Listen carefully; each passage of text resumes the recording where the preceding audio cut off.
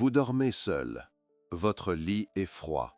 Le silence de la nuit pèse comme une pierre sur votre cœur. Et peut-être que vous pensez que Dieu vous a oublié. Peut-être que vous croyez que votre solitude est une punition, que votre vie sans mari, sans compagnon, sans cette présence humaine à vos côtés est un échec. Mais aujourd'hui, je vais vous révéler quelque chose que j'ai découvert dans les profondeurs de ma propre souffrance. Quelque chose que le ciel m'a montré pendant ces longues nuits où je portais les blessures du Christ dans ma chair. Votre solitude n'est pas ce que vous croyez. Elle n'est pas un abandon. Elle est un appel.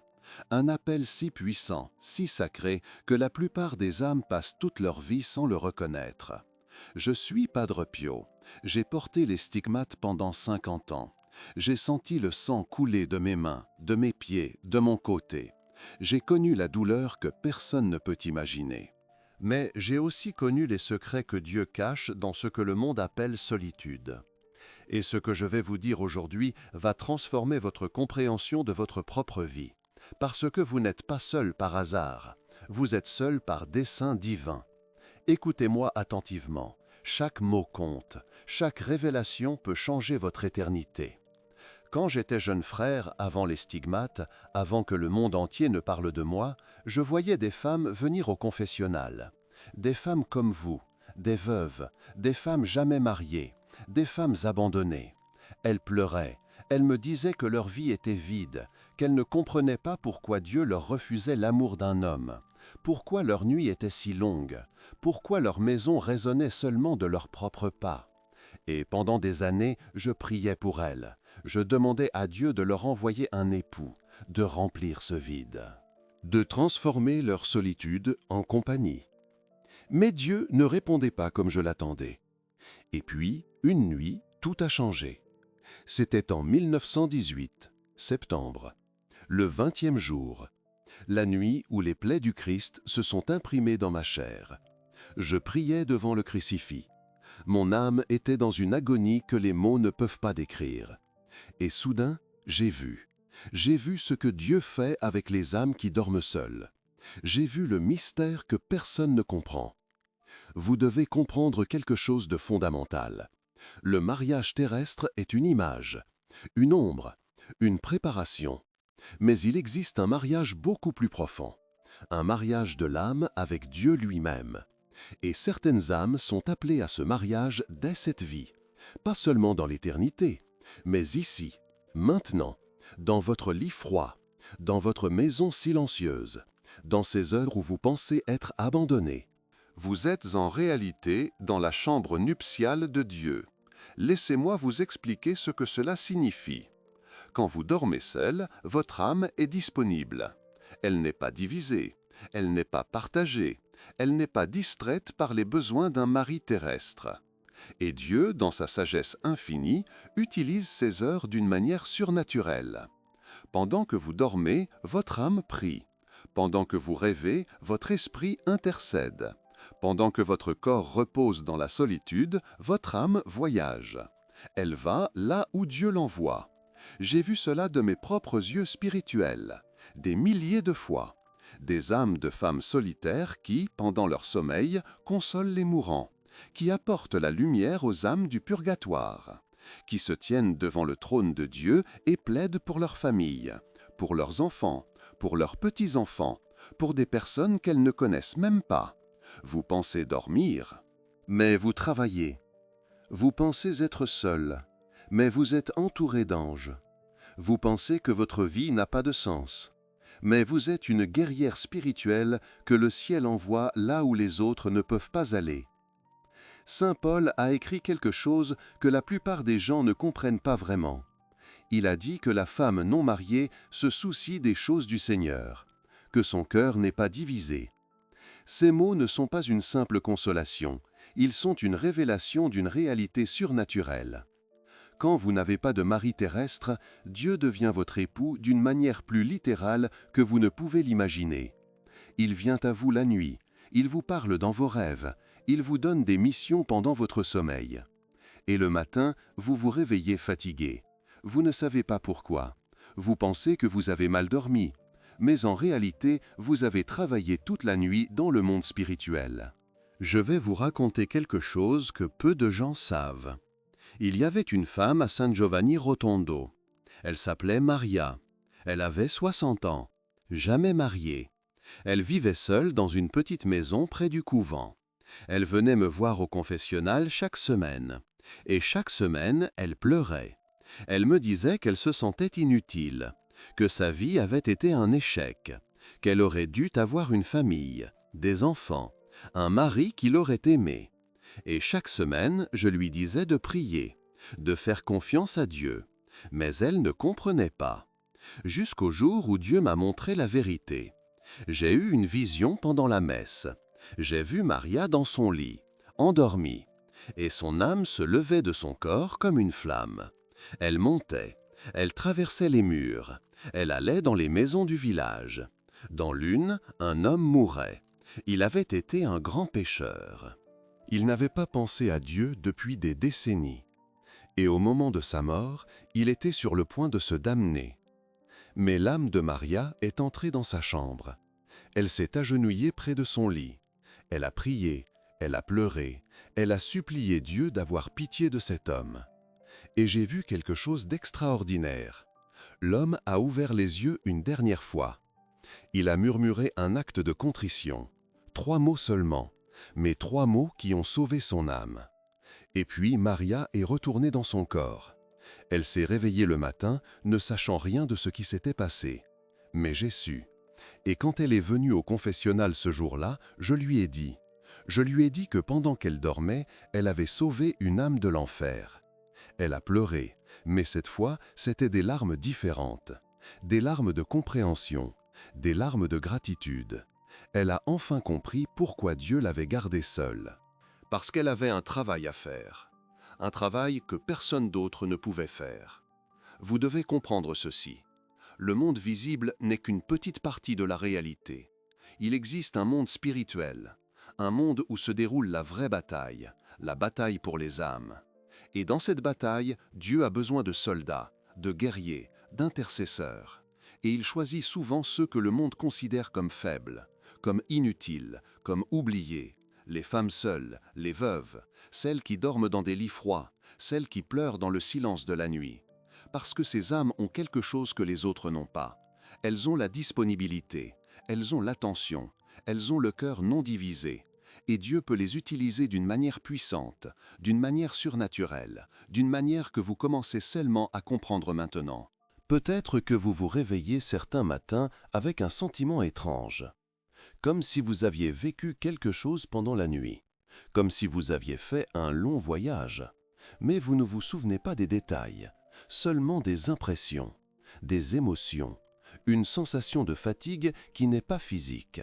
C'est le signe que votre âme a travaillé, qu'elle a été envoyée en mission, que Dieu l'a utilisée pendant votre sommeil.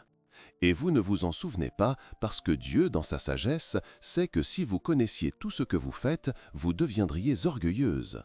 Vous commenceriez à compter vos mérites, à mesurer vos œuvres. Alors il cache votre propre sainteté à vos yeux. Il vous garde humble. Il vous fait penser que vous n'êtes rien, que vous ne faites rien, que votre vie est vide.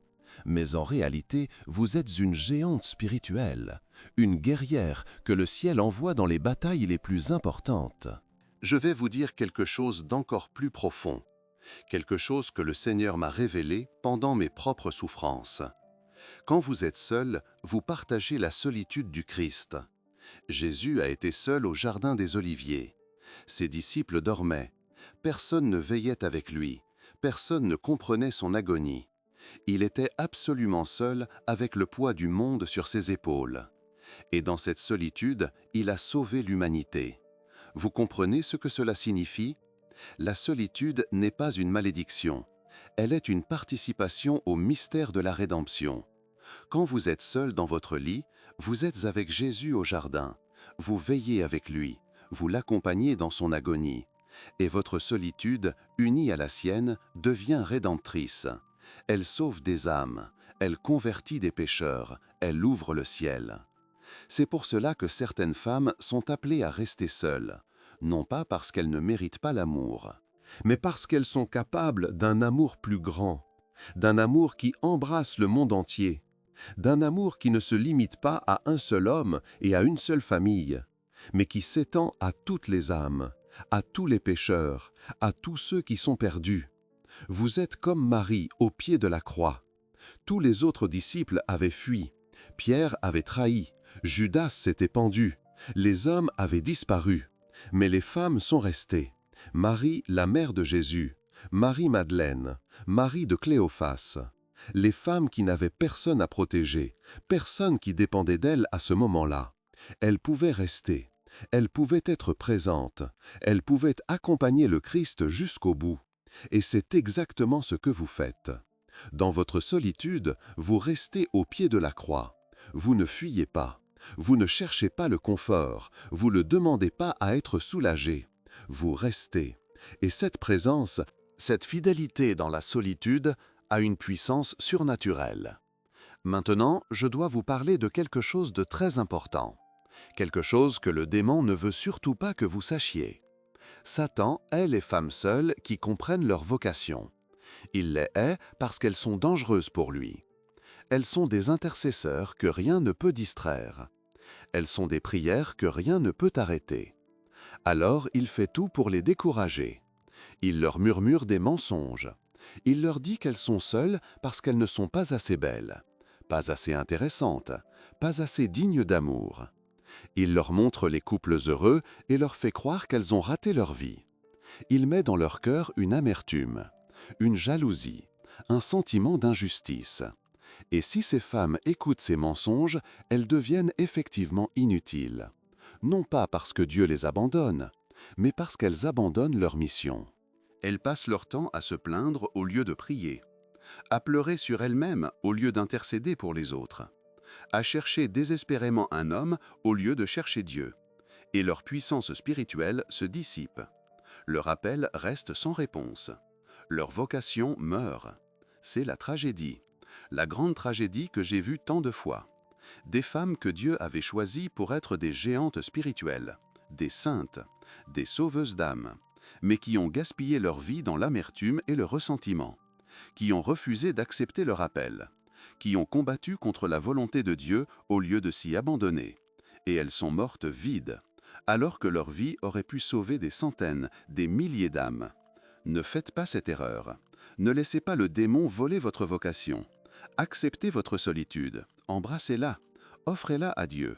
Dites-lui que vous comprenez maintenant, que vous acceptez d'être son épouse, que vous acceptez de veiller avec lui pendant la nuit, que vous acceptez d'être envoyé là où il vous appelle. Et alors, tout changera. Votre solitude ne sera plus un fardeau. Elle sera une joie, une mission, un privilège.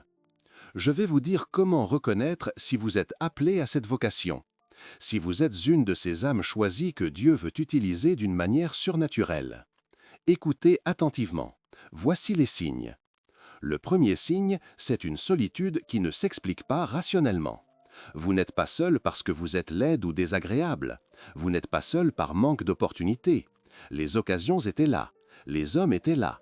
Mais quelque chose en vous, quelque chose de profond, vous a toujours empêché de vous attacher vraiment. Vous avez toujours gardé une distance, une réserve, comme si votre cœur appartenait déjà à quelqu'un d'autre. C'est le signe que Dieu vous a marqué pour lui, qu'il vous a gardé pour un mariage plus élevé. Le deuxième signe, c'est une sensibilité particulière aux souffrances des autres. Vous ressentez la douleur du monde d'une manière intense. Vous pleurez facilement quand vous entendez parler d'une tragédie. Vous priez spontanément pour des gens que vous ne connaissez même pas. Vous vous réveillez la nuit avec le poids de quelqu'un sur votre cœur. Sans savoir pourquoi, sans savoir qui, mais vous priez quand même. C'est le signe que Dieu utilise votre sensibilité, qu'il vous connecte aux âmes qui ont besoin de prière, qu'il fait de vous un canal de sa miséricorde. Le troisième signe, c'est une attirance profonde pour la prière et le silence. Vous n'avez pas peur de la solitude comme les autres. Vous ne cherchez pas constamment à remplir votre vie de distractions. Vous aimez le silence. Vous aimez prier. Vous trouvez la paix devant le tabernacle. Vous vous sentez chez vous dans une église vide. C'est le signe que votre âme reconnaît sa vraie maison, que vous êtes faite pour la contemplation, pour l'union avec Dieu. Le quatrième signe, c'est une fatigue inexplicable. Vous dormez suffisamment, mais vous êtes toujours fatigué. Vous vous réveillez épuisé, comme si vous aviez travaillé toute la nuit. Les médecins ne trouvent rien. Ce n'est pas une maladie physique, c'est une fatigue de l'âme. Une fatigue qui vient du travail spirituel que vous faites pendant votre sommeil. C'est le signe que vous êtes actif dans le monde invisible, que votre âme voyage, que vous accomplissez des missions dont vous n'avez même pas conscience. Le cinquième signe, c'est une histoire de souffrance. Vous avez souffert plus que la moyenne. Peut-être une enfance difficile, peut-être une trahison profonde, peut-être une maladie, peut-être une perte déchirante. Et cette souffrance vous a creusé. Elle a fait de vous un vase capable de contenir la grâce. Elle vous a préparé à comprendre la douleur des autres. Elle vous a rendu compatissante. Elle vous a configuré au Christ souffrant. C'est le signe que Dieu vous a choisi pour partager sa croix, pour être une victime d'amour, pour offrir vos souffrances pour la conversion des pécheurs. Si vous reconnaissez ces signes dans votre vie, alors vous savez maintenant. Vous savez que votre solitude n'est pas un accident, qu'elle n'est pas une punition, qu'elle est un appel à quelque chose de grand, à quelque chose d'éternel, à quelque chose qui dépasse tout ce que le mariage terrestre pourrait vous donner. Mais je dois vous avertir, répondre à cet appel n'est pas facile. Ce n'est pas un chemin de facilité, c'est un chemin de croix, un chemin de sacrifice, un chemin où vous devrez mourir à vous-même chaque jour.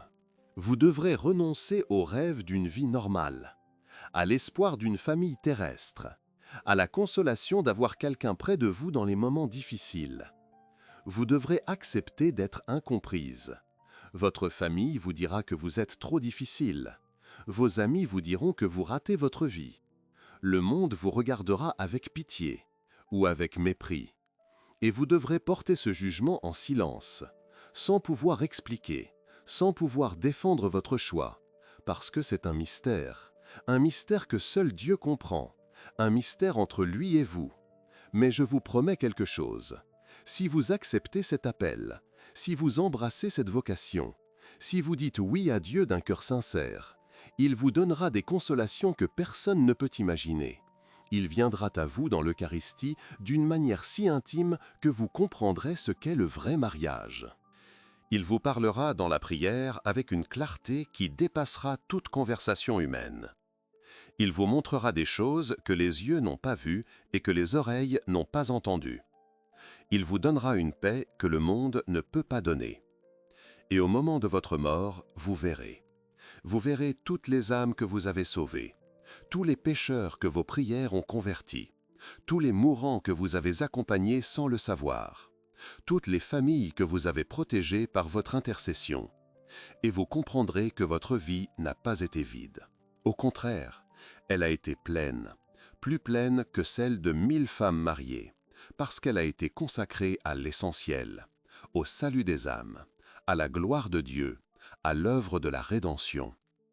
Je veux vous parler maintenant de la prière de la nuit, de cette prière que vous pouvez faire avant de dormir pour offrir consciemment votre sommeil à Dieu, pour lui dire que vous acceptez d'être utilisé pendant la nuit, pour vous abandonner à sa volonté. C'est une prière simple, mais d'une puissance incroyable. Je l'ai donnée à beaucoup de femmes, et leur vie a changé. Voici ce que vous pouvez dire chaque soir avant de fermer les yeux. Seigneur Jésus, je me couche seul cette nuit. Mon lit est froid et mon cœur est lourd.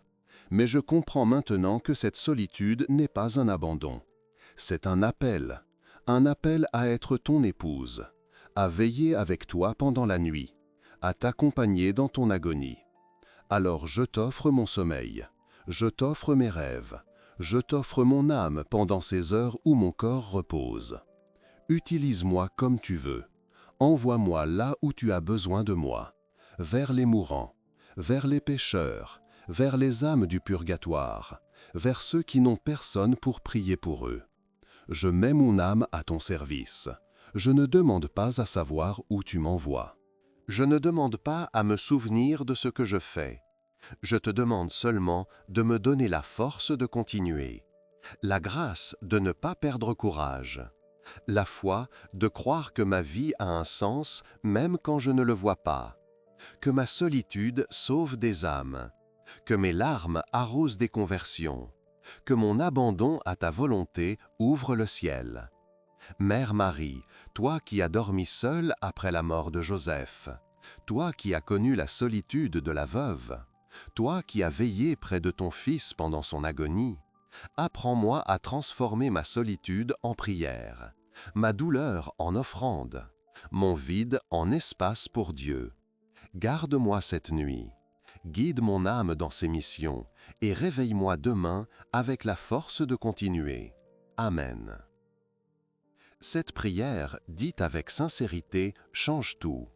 Elle transforme votre nuit d'un temps de tristesse en un temps de mission. Elle fait de votre lit solitaire un autel de sacrifice. Elle unit votre solitude à celle du Christ et la rend rédemptrice. Essayez, dites cette prière ce soir, et voyez ce qui se passe. Peut-être que vous ne remarqueriez rien immédiatement. Peut-être que votre vie semblera la même. Mais dans le monde invisible, tout aura changé. Les démons commenceront à vous craindre, les anges se réjouiront, et Dieu vous regardera avec une tendresse infinie, parce que vous aurez dit oui, vous aurez accepté votre vocation, vous aurez embrassé la croix que tant d'autres refusent.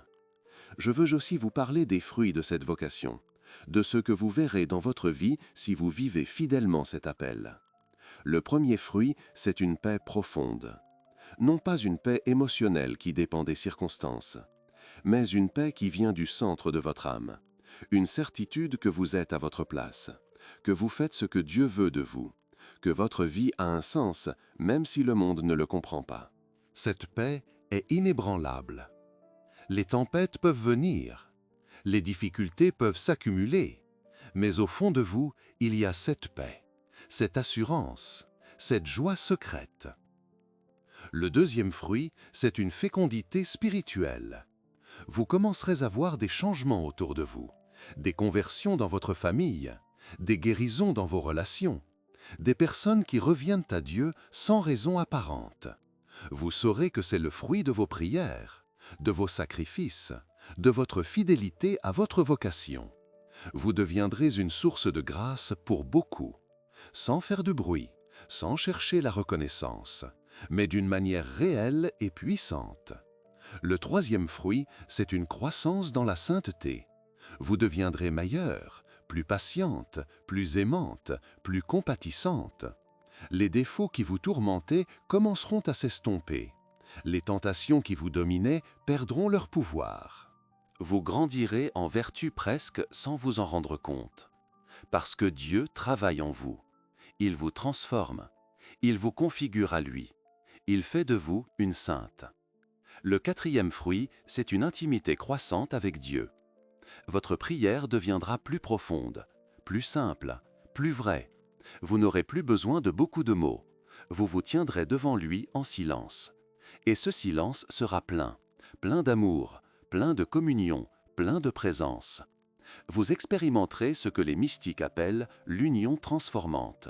Cette fusion de votre volonté avec la volonté de Dieu. Cette disparition de la distance entre vous et lui. Cette vie en Dieu qui est le ciel commencé sur terre. Et le cinquième fruit, c'est une préparation à la mort. Vous n'aurez pas peur de mourir, parce que vous aurez déjà vécu la transition. Chaque nuit, votre âme quittait votre corps. Chaque nuit, elle voyageait dans le monde spirituel. Chaque nuit, elle se préparait à son départ définitif. Alors quand viendra l'heure de votre mort, vous serez prête.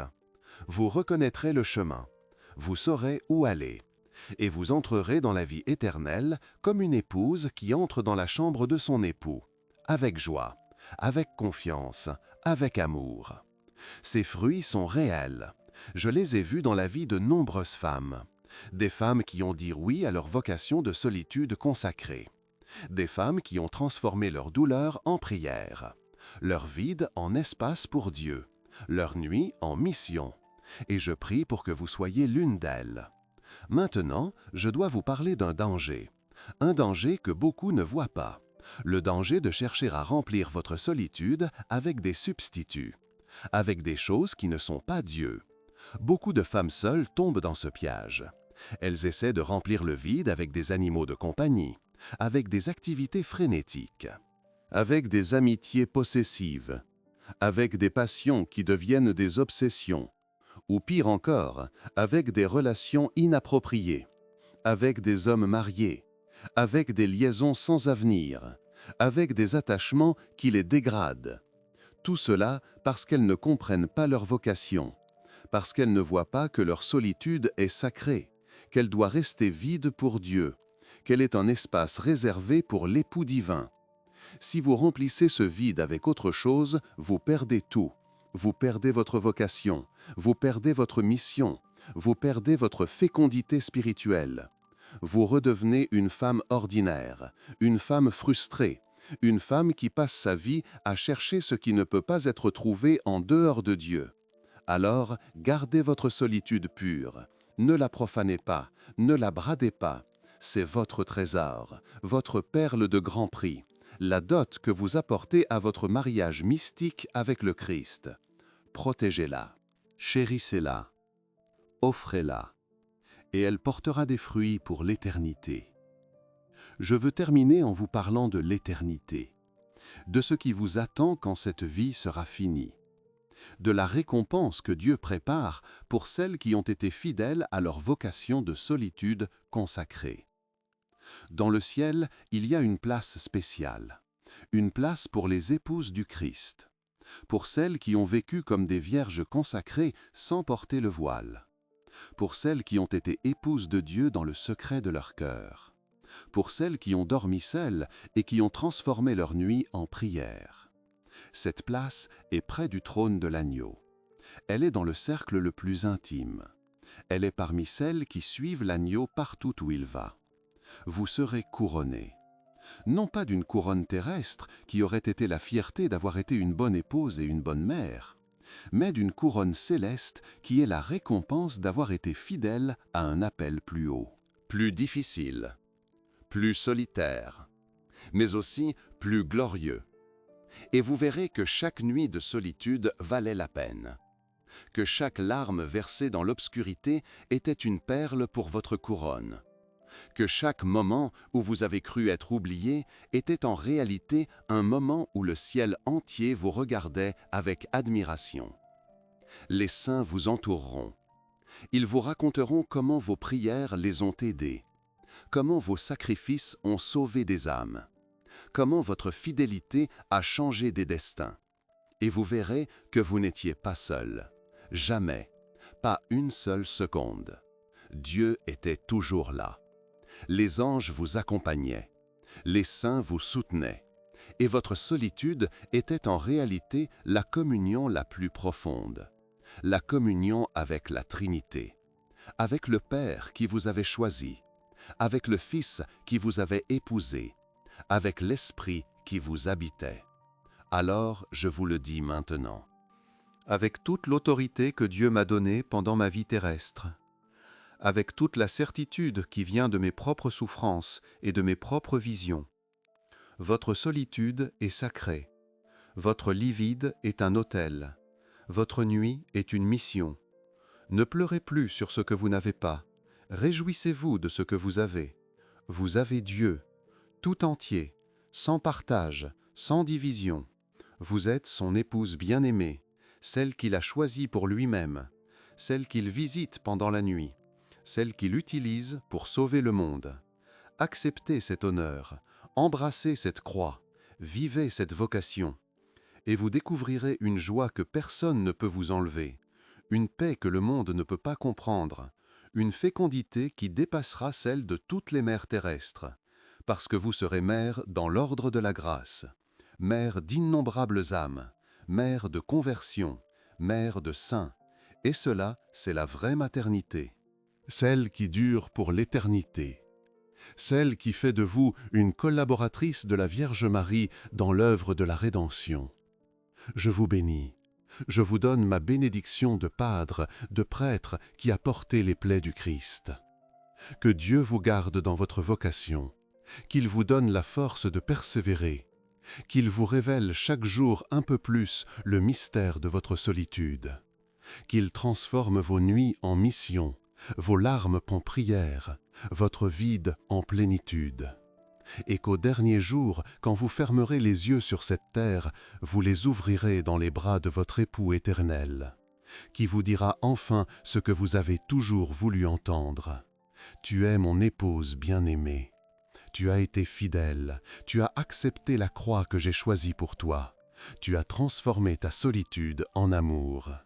Entre maintenant dans la joie de ton Seigneur. N'oubliez pas ce que je vous ai dit aujourd'hui. Relisez ces mots si nécessaires, méditez-les. Priez avec eux et laissez-les transformer votre regard sur votre propre vie. Votre solitude n'est pas ce que vous pensiez. Elle est un don, un appel, une vocation. Répondez-y avec courage, et vous ne le regretterez jamais, ni dans cette vie, ni dans l'éternité. Que Dieu vous bénisse et vous garde dans son amour infini. Et maintenant, ne manquez pas notre prochain message qui apparaît sur votre écran en ce moment même. Il contient une révélation tout aussi puissante, une vérité que votre âme a besoin d'entendre. Cliquez sur la vidéo et découvrez ce que le ciel veut encore vous dire. Votre transformation ne fait que commencer. Ne vous arrêtez pas maintenant. Continuez ce chemin, continuez cette découverte, car Dieu a encore beaucoup à vous révéler.